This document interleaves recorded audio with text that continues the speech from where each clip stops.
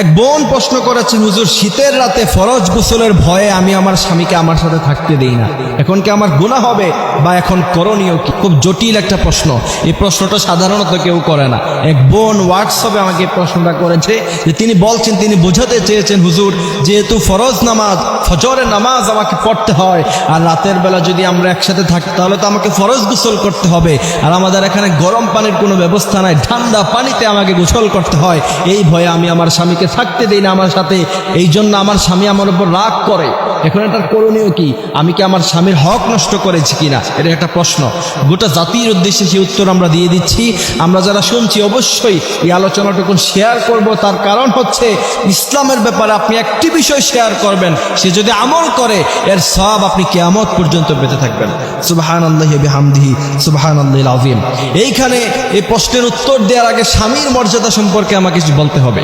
বিশ্বনবী সাল্লাল্লাহু আলাইহি সাল্লাম বলছেন, তোমাদের মধ্যে তোমাদের স্বামীদের মর্যাদা এত আকাশচুম্বী, যদি পৃথিবীতে আল্লাহ ব্যতীত অন্য কাউকে সিজদা দেওয়ার অথরিটি অনুমতি থাকতো তাহলে আমি গোটা পৃথিবীর সমস্ত মেয়ে লোকদেরকে বলতাম তোমরা তোমাদের স্বামীর পায়ে সিজদায় লুটিয়ে পড়ো। এ হচ্ছে স্বামীর মর্যাদা।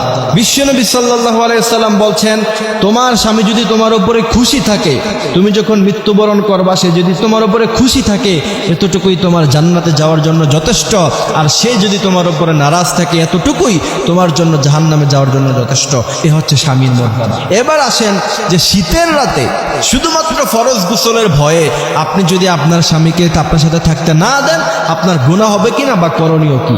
এই প্রশ্নের জবাব যদি আমি দিতে চাই তাহলে বিশ্বনবী সাল্লাল্লাহু আলাইহি সাল্লাম থেকে হাদিস এসেছে, বিশ্বনবী বলছেন, কোন মেয়ে লোকেরা যদি রান্না করা অবস্থায়, সে কিচেন রুমে রান্না করছে, এমত অবস্থায়, এটা খুব সেন্সিটিভ জায়গা, সে যদি সেখান থেকে চলে আসে আগুন ধরতে পারে, খাবার নষ্ট হয়ে যেতে পারে, খাবার পুরা হয়ে যেতে পারে, এমনও সময় যদি কোনো স্বামী তার স্ত্রীকে তার জরুরত পুরা করার জন্য তার সাথে থাকার জন্য ডাক দেয়, বিশ্বনবী বলছেন মুহূর্তের মধ্যেই সমস্ত রান্না বান্না অফ করে দিয়ে বন্ধ করে দিয়ে সাথে সাথে স্বামীর ডাকে সাড়া দাও।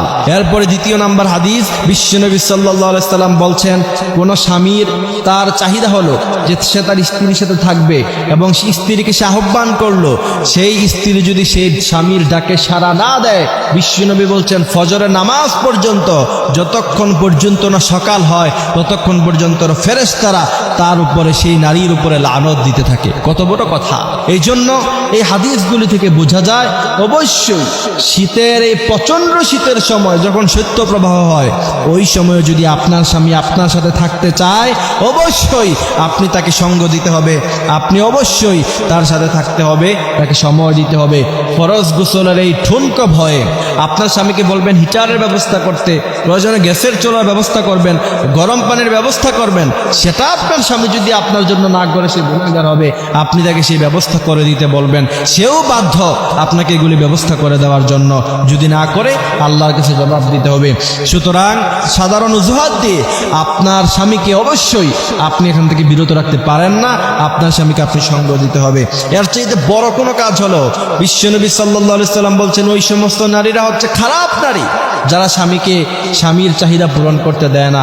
এই জন্য প্রিয় ভাইয়েরা আমার, আল্লাহ পাক আমাদেরকে এই কথাগুলি বোঝার, মানার তৌফিক তিনি দান করুক। আমিন।